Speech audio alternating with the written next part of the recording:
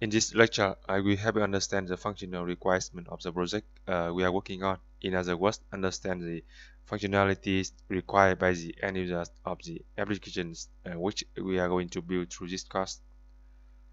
There are 7 key actors or 7 types of users who will use our applications. In the backend application or the admin control panel, it will be used by admin, editor, salesperson, shipper, and assistant.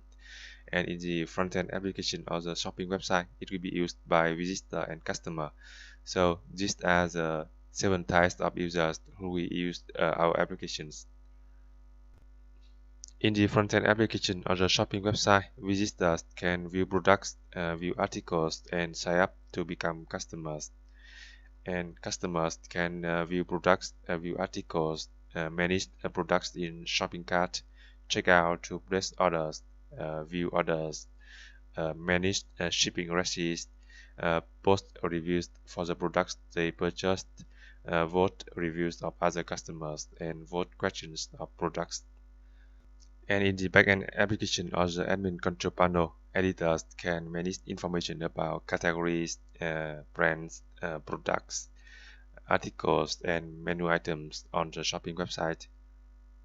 And the salesperson is responsible for managing orders, customers, shipping rates, sales report, besides the permission to view products and update product price.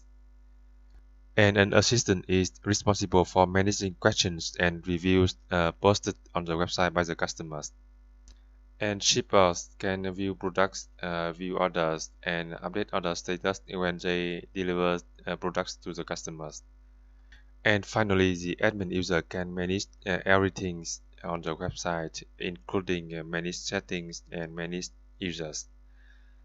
And I draw this overview use case diagram to give you the big picture of all the functionalities required by the users of the applications which we are going to build through this course.